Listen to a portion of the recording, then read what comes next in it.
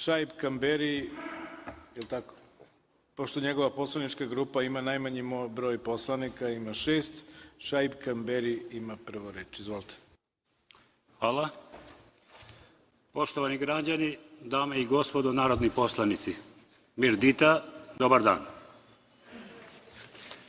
Sudeći prema mnogim reakcijama na moj prethodni govor sa prošle sednice, i ako bi poslušao savet koji Mehmed Meša Selimović daje čoveku kome želi dobro, da ne govori uvek ono što misli, ja bi danas trebao da ćutim. Međutim, ja nisam ovde izabran da bi ćutao, nego upravo suprotno, da bi rekao ono sa čim se ne slažem. Ja sam ovde zahvaljujući glasovima Albanaca Preševske doline, a čast mi je da predstavljam i građane koji su svoj glas dali jednoj autohtonoj bošnjačkoj stranci u Novom Pazaru, SDA Sandžak. Dakle, ja ne predstavljam ni žute, ni plave, ni crvene, ni crne, već diskriminisane Albance Preševske doline. Od nas se danas traži da podržimo izbor nove vlade Republike Srbije, nove vlade sa istim premijerom, sa istim šefom, stanja u kom je predsednik i premijer i vlada i parlament, l'État c'est moi. Ovakav drugčiji od vlade, parlament je novi, poseban, jedinu opoziciju u njemu čine poslanici Ujedinjene doline i SDA Sandžaka. Ko bi mogao pomisliti da jednog dana jedinu parlamentarnu opoziciju u Srbiji mogu činiti Albanci Preševske doline i Bošnjaci iz Sandžaka? 6 od ukupno 250 poslanika. Baš tužno za demokratiju. Ovakav parlament nije mogao da proizvede čak ni Slobodan Milošević. Ali eto, gospodin Vučić i gospodin Dačić pokazali se efikasniji od svojih ideopolitičkih očeva.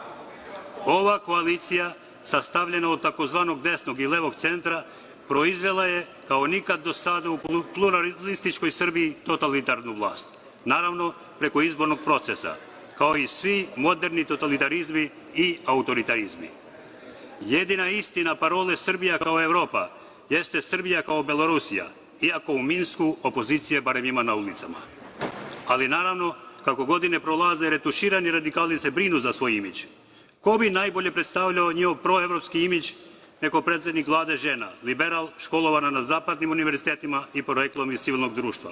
Vlada sa 11 žena, multietnička vlast donekle, bez i jednog ministra iz redova manjina.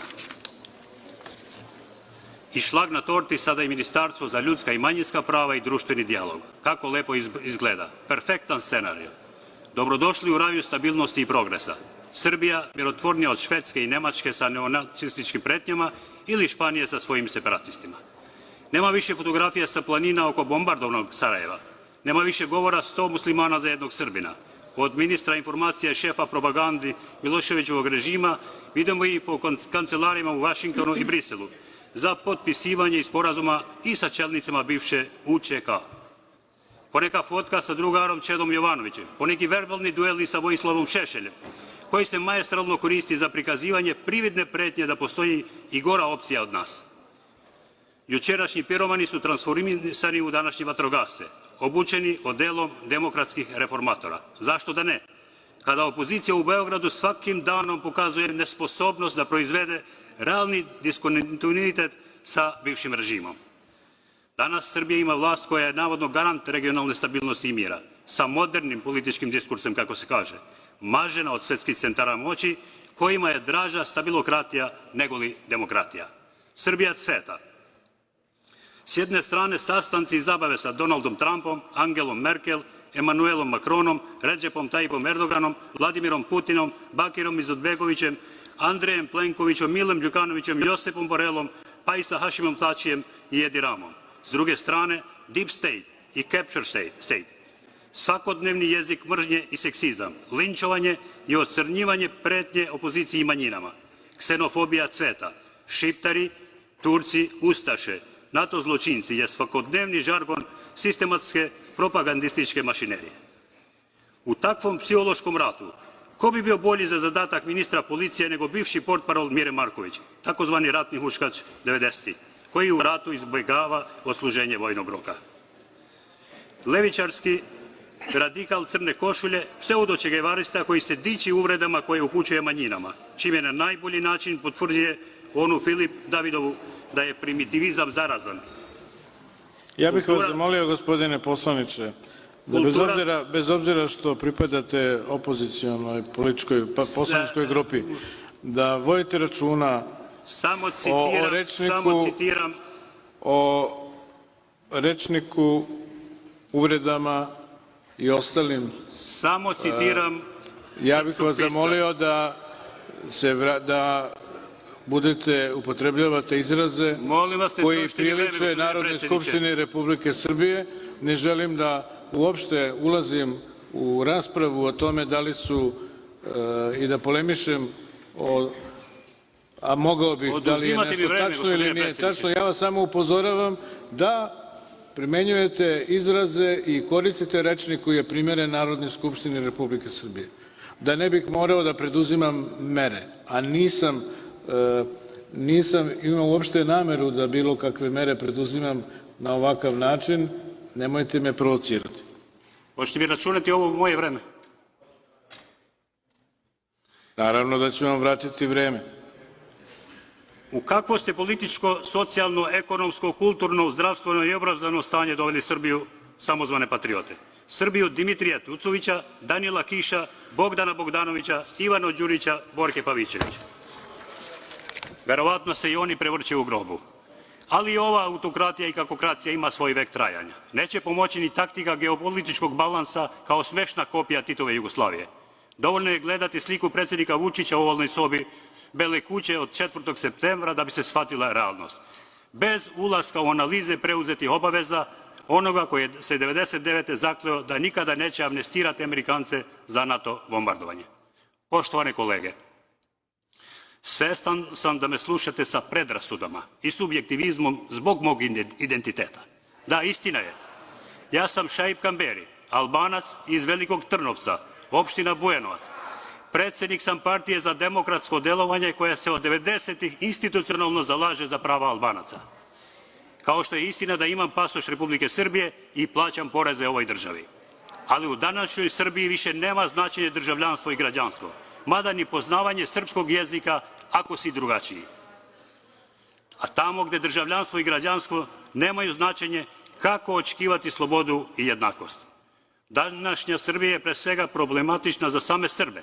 Srbija koja nije demokratizovana ni padom jednopartijskog sistema kada je srušen Ivan Stambolić, ni padom Miloševića 5. oktobra, ni kada je ubijen Zoran Đinđić. Od ideje srbizacije Jugoslavije došli smo do ideje vučićizacije Srbije. Danas se ne može zamisliti Srbija ni kao Republika Srba, nego Republika jednog čoveka čija vlast jača dok potencijal Srbije pada. Pre svega demografski. Ljudi su bežali zbog ratova, beži se danas zbog autoritarizma. Jadno je bilo juče, jadno je i danas. Ali neka, važno je da Srbija ima svog gospodara, od koga zavisi sudbina svakog od nas i sudbina ove vlade, koja je proglašena privremena i pre nego što je izabrana. Šta očekivati od Srbije koja nije u stanju da identifikuje svoje antifašističke ličnosti i pokrete? Od jedne Srbije koja izjednačuje partizane i četnike? Kako očekivati od Srbije koja ne prepoznaje granice svog suvereniteta i teritorijalnog integriteta da odustaje od hegemonističkih politika? Srbija koja nije u stanju ni postmortum da ceni Zorana Đinđića, kako će ceniti manjine?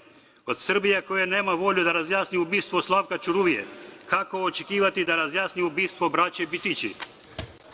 Kod Srbije koja sebe smatra istorijskom žrtvom, ne možemo očekivati da traži zvanično izvinjenje drugim narodima. Od Srbije koje veliča Ratka Mladića, kako očekivati zvanično priznanje genocida u Srebrenici?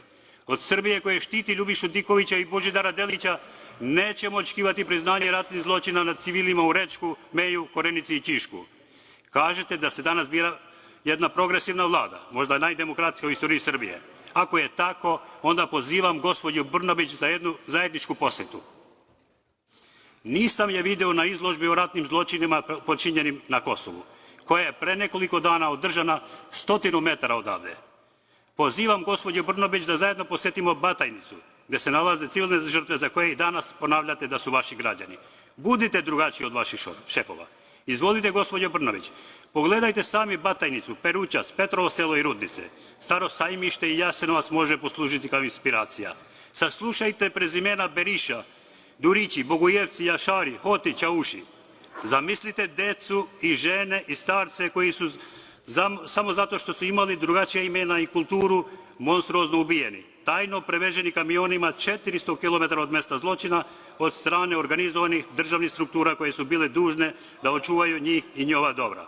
Ovi ratni zločini su naređeni, organizovani i sprovedeni od državnih struktura, od zvaničnika Republike Srbije, čiji premijer se danas birate. Imate priliku da dokazujete kolektivnu savest Srbije, da obezbedite majkama da ne umru dok ne sahrane svoju decu dostojanstveno, da deca saznaju kako su im ubijeni očevi, majke, dedovi, bake i drugi najbliži, da silovane žene ne moraju da se postide, jer ima takvi koji misle da je njihova krivica za ono što im se dogodilo.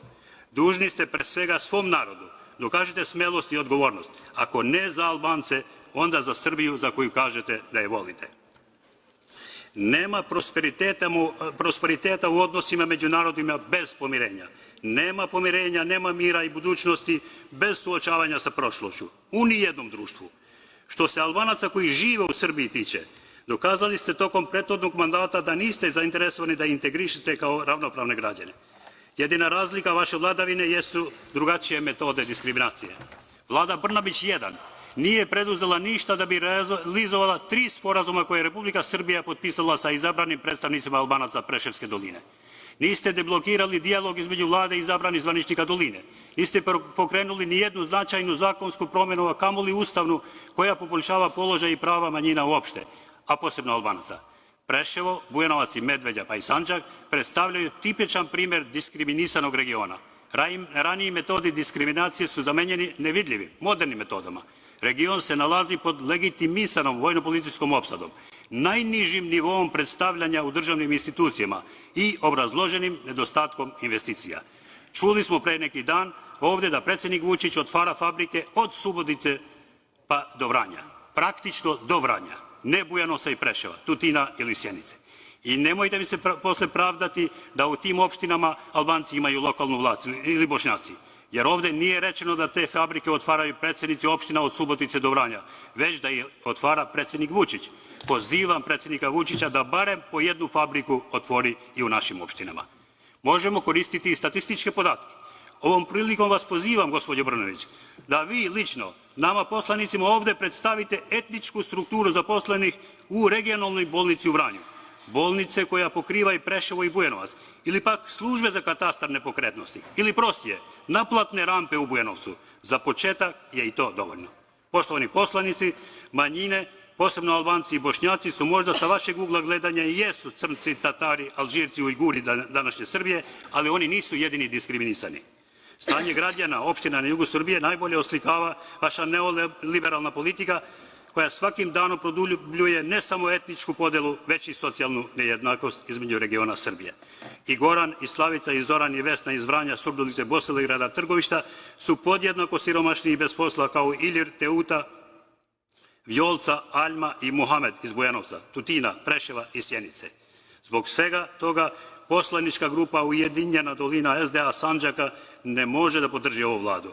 Mi čak smatramo da što kraći bude mandat ove vlade i ovog parlamenta, toliko su veće šanse i nade za jačanje slobode, demokratije i jednakosti. Bez vas i vaših političkih sijamaca. Zahvaljujem.